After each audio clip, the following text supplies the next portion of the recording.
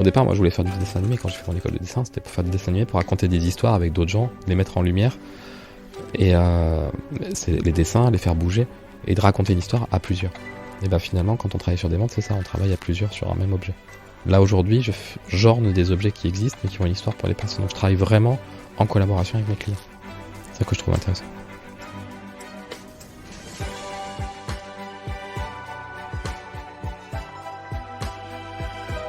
Vous êtes-vous déjà demandé à qui sont les mains qui fabriquent chaque jour la mode et le luxe français ? Derrière chaque vêtement, chaque accessoire et chaque objet, il y a des femmes et des hommes qui perpétuent au quotidien des gestes et transmettent leur passion.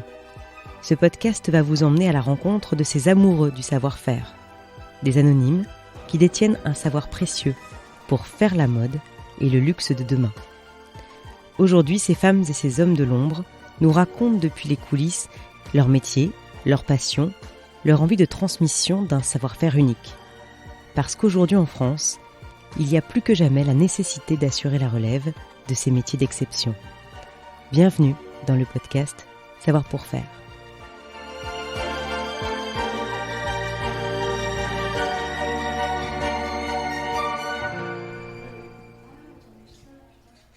Au pied du château de Saumur, à quelques centaines de mètres de la Loire, il y a l'Institut de bijouterie de la ville. Un bâtiment moderne qui accueille chaque année des centaines d'apprentis. L'un des formateurs, c'est Thomas Braque de la Perrière, graveur héraldique. Après un passage par la Suisse, puis par Paris, il a monté son entreprise de gravure ornementale à Nantes.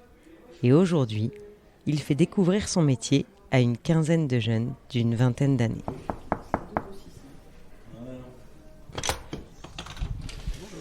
Bonjour, je viens voir Thomas. C'est moi. Alors là, on est dans votre cours. C'est ça. En fait, c'est de l'initiation à la gravure que je fais pour des élèves en certissage. Donc, on a la possibilité, en fait, à l'école de Saumur, de l'IPS de Saumur, de proposer une initiation à la gravure, ce qui se fait assez peu dans les autres écoles de bijouterie, et de leur montrer un peu les possibilités de ce métier, et de pouvoir se rendre compte de ce qu'ils peuvent en faire, et des applications qu'ils peuvent y avoir pour leur propre métier de futurs bijoutiers. Donc là, c'est une classe où ils sont en CAP et BMA de certissage. Ils ont déjà fait de la bijouterie avant. Et il y a un autre groupe également qui est là, qui a déjà fait ça l'année dernière, qui là aujourd'hui sont en polissage. En fait, ils sont en apprentissage. Ils sont une partie de leur temps chez un professionnel et une partie à l'école. En gros, il y a 3 îlots d'ateliers. Donc c'est des établis de bijoutiers tout simple, avec un découpage pour pouvoir s'avancer sur l'établi. Ce qui leur permet du coup de mettre un coussin de graveur et de pouvoir s'appuyer dessus pour pouvoir travailler leur gravure sur des plaques de cuivre et de laiton aujourd'hui. L'idée c'est vraiment qu'ils fassent du copeau et qu'ils puissent avancer sur faire des gammes en fait. Quand on grave, on enlève un copeau de métal. Donc soit c'est en 2 dimensions, c'est très léger, soit on peut être en volume. Là ce qu'on apprend c'est uniquement à suivre un trait qu'on a tracé sur une plaque et d'enlever un copeau de métal pour que ça s'ancre vraiment dans le métal. Votre métier c'est vraiment ça, c'est de graver. C'est vraiment d'orner des objets, c'est de la gravure ornementale sur des objets. On va dire en France gravure héraldique, parce que c'est le mot qu'on utilise pour parler des blasons. En fait c'est héraldique, ça vient du mot héros qui était une sorte de diplomate, on va dire ça comme ça, au XIe siècle, qui a suivi sur le Moyen-Âge et la Renaissance, qui en fait était capable de dire à quel blason appartenait quelle famille ou quel individu. Donc c'est la science des blasons, en gros, l'héraldique. Et en France, comme un graveur héraldique est capable de graver en volume, parce qu'une chevalière, il y a du volume, c'est un abus de langage pour dire qu'en gros, il sait tout graver. Un graveur héraldique est capable de faire de la lettre, est capable de faire de l'écriture, mais en soi, c'est de la gravure ornementale. Ça doit faire à peu près 15 ans que je fais de la gravure. En gros, j'ai fait bac littéraire, 4 ans d'école de dessin, 2 ans de formation à l'école Boulle, et après j'ai été formé sur le tas en commençant par un stage chez un graveur héraldique à Paris pendant 3 ans. Puis j'ai fait 4 ans et demi, 5 ans en Suisse, dans la haute horlogerie, où là j'ai pu exercer tous mes métiers, du coup de graveur, d'infographiste et de designer, ce qui permettait par exemple de dessiner des montres, mais de savoir comment elles allaient être produites derrière en fait. Puis après, l'idée c'était de m'installer à mon compte et d'aller se rapprocher de l'océan, donc d'aller sur Nantes était pas mal. Et donc ça fait 4 ans que je suis là-bas maintenant, à mon compte, et que je travaille aussi bien pour les professionnels que les particuliers. Et alors comment avez-vous découvert ce métier ? Je me posais des questions quand j'étais dans mon école de dessin en me disant mais c'est bien gentil l'école de dessin, mais je suis pas le meilleur de ma classe, et ceux qui sont au-dessus de moi, qui sont sortis de l'école, ont l'air d'avoir du mal à trouver du travail. Donc il faudrait que je trouve un plan B. Donc j'ai cherché, mon père m'a dit mais va voir le graveur qui t'a fait ta chevalière, parce que j'avais une chevalière avec un blason. Dans ma famille c'était une tradition. Et j'ai adoré le métier en fait. Alors sur quoi vous travaillez majoritairement ? Alors majoritairement ça va être, on va dire que ça va être les chevalières.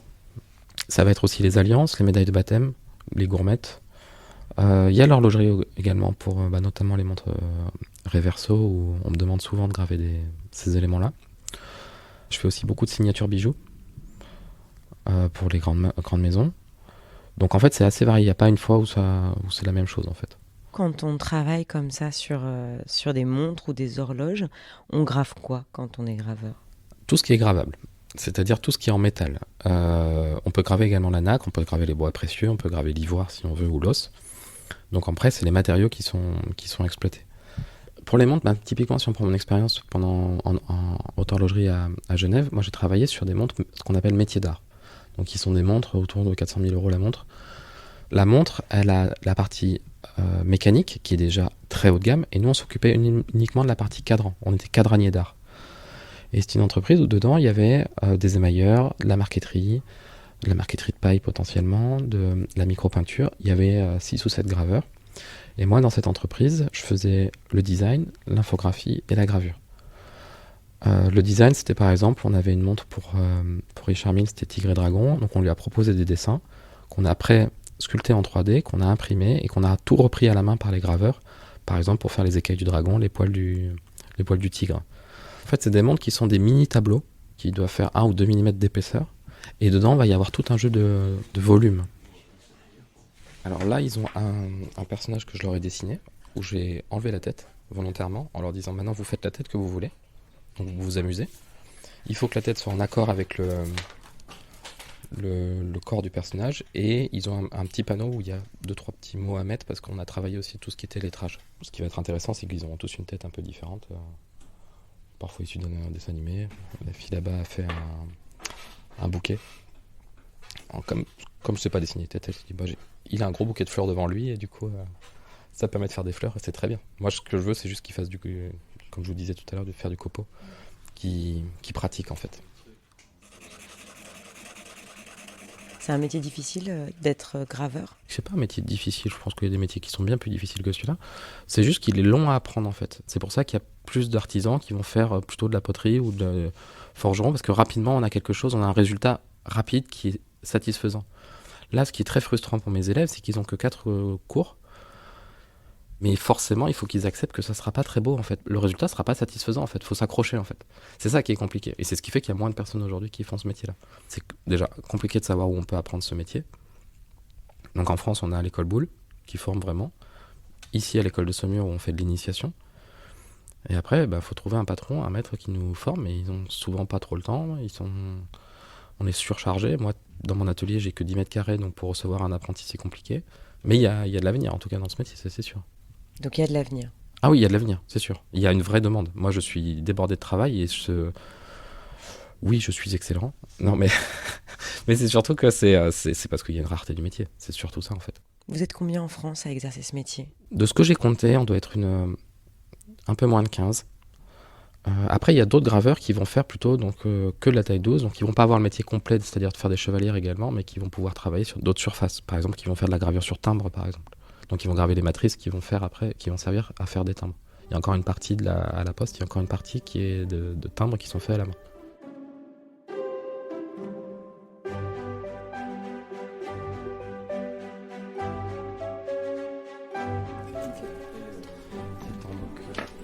Quel est l'intérêt pour eux de faire cet atelier avec vous, ici en sertissage ? Alors en fait en sertissage j'utilise aussi les échoppes pour pouvoir soulever des copeaux qui vont rester pour le coup et pour pouvoir sertir les pierres. Donc ils ont à peu près la même façon d'utiliser les outils. L'autre chose, c'est que la gravure, on doit être 10-15 en France à faire ce métier. Donc on est vraiment pas nombreux. Donc moi, l'objectif ici, c'est de pouvoir dire que ça existe. Peut-être que certains vont avoir la passion de devenir graveur plus tard, mais au moins ils peuvent savoir ce que c'est et ce qu'ils peuvent attendre d'un graveur. Donc en tant que professionnel, c'est intéressant d'avoir des initiations sur d'autres métiers comme l'émail, comme la ciselure, ce genre de choses. Il se trouve que la gravure, le gros avantage, c'est qu'il y a besoin de peu de matériel. On a acheté quelques coussins, on a acheté quelques burins, ils ont des burins qui sont pour eux, donc on affûte ensemble, qu'on emmanche, et puis après ils peuvent travailler. Là, ils ont les bases pour pouvoir après faire des gammes de leur côté plus tard, pour pouvoir s'entraîner et continuer à travailler ça. Les coussins, c'est pas vraiment des coussins, on est d'accord, hein. Ils Oui, ressemblent pas vraiment à des coussins où on Oui, les s'allonge. coussins, c'est deux plaques de cuir avec du sable dedans. En fait, comme d'une main on utilise l'outil, de l'autre main on fait tourner l'objet. Ça permet de glisser et de prendre un peu tous les angles que l'on veut sur le coussin. Le coussin qui est suffisamment lourd pour rester sur place. Je regardais dans le groupe, il y a autant de garçons que de filles en fait. C'est vraiment un métier qui est ouvert à tous. Alors la bijouterie avant c'était très masculin, très sexiste d'ailleurs. Et de plus en plus ça s'ouvre aux femmes. Donc ça c'est très bien. Parce que du coup ça change un petit peu, ça change un peu les mentalités. C'est un peu compliqué pour certaines apprentis qui se retrouvent dans des milieux très masculins. La gravure, la plupart des meilleurs graveurs en France sont des femmes, pour moi. Enfin, c'est très mixte, en fait, ce métier-là. Donc là, on est avec Quentin. Bonjour. Ah oui, bonjour. Je m'appelle Quentin. Je suis arrivé au CFA de Saumur il y a 6 ans maintenant. J'ai fait un CAP en bijouterie. Après, pendant 1 an, j'ai eu un laps de temps où j'ai pas fait de bijouterie. Après, j'ai repris. J'ai fait un brevet des métiers d'art en 2 ans. J'ai passé la mention complémentaire en joaillerie en candidat libre. J'ai fait un CAP en sertissage l'année dernière. Et là, je suis en BMA en sertissage, brevet des métiers d'art en sertissage. La gravure, déjà, je trouvais ça de base très intéressant. C'est un truc qui me plaisait à apprendre. Après, ce que je trouve dommage, c'est qu'on n'en a pas assez à l'école. Et alors, vous faites quoi, en fait ? Là, du coup, je suis en train de faire un motif d'écaille sur un anneau demi-jonc, un anneau bombé. En gros, j'essaye de faire un motif avec du volume, mais c'est pas facile. En fait, il faut vachement creuser. Et vu qu'on fait qu'avec les petits outils à la main, là, faut envoyer de la force. Ouais, c'est ça. Ouais. Puis, je pense que je devrais plutôt utiliser une bino pour le faire, mais un microscope. La binoculaire. Oui, c'est ça. Là, ils font tout à l'œil nu. On commence comme ça. Après, on peut utiliser des loupes frontales, en fait, où on va avoir comme pour les brodeuses, elles ont souvent les mêmes matériaux. Ça leur permet du coup de voir plus près. Et puis après, l'étape encore supérieure, c'est avec le microscope. Moi, je travaille que au microscope aujourd'hui. C'est pour les finitions ici, pour avoir une belle pointe ici, par exemple, pour que ce soit bien plat. Bon, après, ça, je ferai ça à la fin, je pense, à l'étape des finitions. Là, je dégrossis juste pour qu'on ait vraiment l'impression qu'il y en a une qui passe en dessous des autres à chaque fois. Vous creusez vraiment le métal, en fait. Ouais. Bon, là, j'ai creusé beaucoup, là. Peut-être un peu trop. Mais c'est pas grave, c'est un exercice. Vous vous destinez à quoi ? À faire quoi comme métier ? Alors, dans l'idéal, ce serait monter ma propre boîte, et puis je suis à mon compte, et je fais les créations et les pièces que je veux. Et là, du coup, je pense que je demanderai à Thomas des conseils pour faire de la gravure, et puis sertir et tout faire moi-même, quoi. Ce serait l'idéal. Comment voyez-vous le métier de graveur d'ici 10 à 15 ans ? D'ici 10 à 15 ans, je pense qu'on ne sera plus que 3, parce que la plupart des graveurs aujourd'hui sont quand même assez âgés. Donc je pense que d'ici 15 ans, il y en a quelques-uns qui vont partir à la retraite. L'apprentissage étant compliqué, il n'y en aura pas beaucoup qui vont prendre la suite. Encore moins qui vont se mettre à leur compte. Parce que typiquement, en Suisse, j'étais 3 fois mieux payé. Donc quel intérêt de venir en France ? Si pour le même métier, je peux être mieux payé dans un autre pays. Donc ça sera un peu compliqué de ce côté-là, et c'est juste, moi ce que je fais, c'est de faire ma part en les formant. Il va falloir que je travaille beaucoup plus ça, donc c'est ma responsabilité, ça va être de travailler là-dessus, ça va être de faire en sorte de transmettre en fait. Par exemple, j'ai des outils, c'est un graveur qui me les a donnés en fait, donc à mon tour il faudra que je les donne, mais il faudra que je trouve quelqu'un à qui je puisse transmettre ça en fait. Et c'est ce que je leur dis souvent à mes élèves, c'était que vous avez mes coordonnées, vous avez mon Vous avez mon Instagram, vous pouvez me contacter si vous voulez continuer, m'envoyer des photos de ce que vous faites, venir à l'atelier et me dire bah là j'y arrive pas, quand je tourne ça accroche, et là je vous aiderai en fait parce que vous avez déjà un petit peu avancé. Donc je pourrais toujours donner des petits trucs, des petits tips pour pouvoir avancer. Mais partir de rien, c'est un peu plus compliqué. Mais en par fait, contre, vous êtes parti en croisade pour sauver votre métier. Oui, c'est un peu ça. Faut que tu fasses ton dessin, que tu t'es inspiré de photos, de choses existantes ou pas du tout. Parce qu'en fait, là, tu as fait un peu des écailles de poisson. Ok. On est d'accord ? Bah, il y avait des serpents. Ok. On est vraiment sur de l'artisanat, dans le sens où il y a un travail demandé et il y a une personnalité aussi de l'artisan qui apparaît. C'est ça que je trouve plutôt pertinent. Ce qu'on n'a pas sur les machines, forcément. Ce qu'on n'a pas sur les machines, qui a quelque chose qui se reproduit tout le temps, en fait.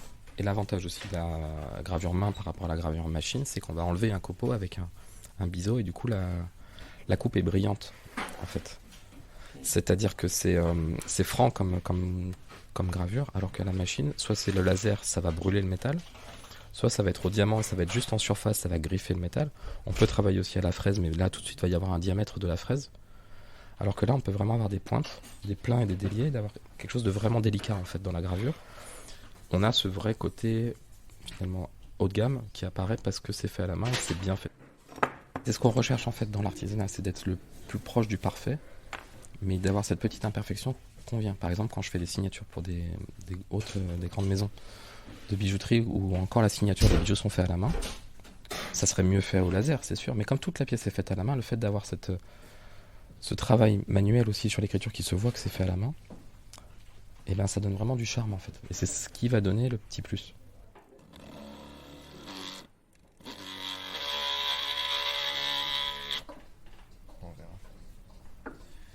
Puis de jouer sur les mat et les brillants, c'est intéressant aussi. Pouvoir faire des endroits où tu fais par exemple le haut de tes écailles est très poli, mais l'intérieur, il n'y a que des petits traits de gravure très serrés, ce qui donnera un effet d'ombre. Tu vois ce que je veux dire ? Dans les creux ? Ouais, comme s'il y avait l'ombre qui passait. Et en fait, jouer sur ces textures-là, c'est aussi intéressant en fait. Parce que souvent, les créateurs de bijoux, ils pensent que le métal, il est poli. Oui, non. Alors qu'on peut vraiment, par un jeu de texture, vraiment créer une émotion en fait sur le métal. Et alors, quelle est la pièce qui vous a le plus marqué Par exemple, il y avait une montre qui s'était Roger Dubuis. La table ronde, il y a 12 chevaliers de la table ronde qui font chacun 8 mm de haut.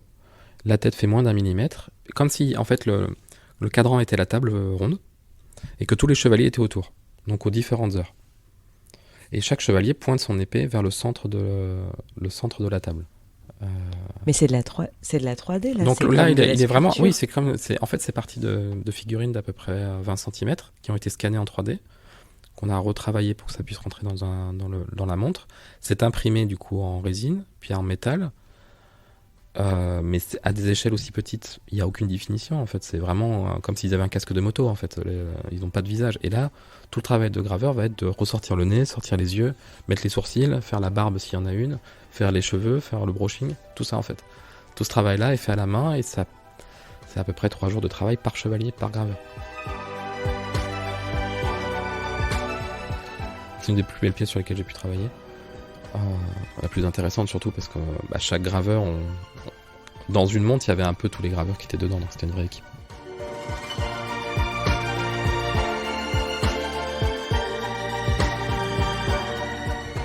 Pour exercer le métier de graveur héraldique, retrouvez les formations sur le site savoirpourfaire.fr et rejoignez la filière Mode et Luxe.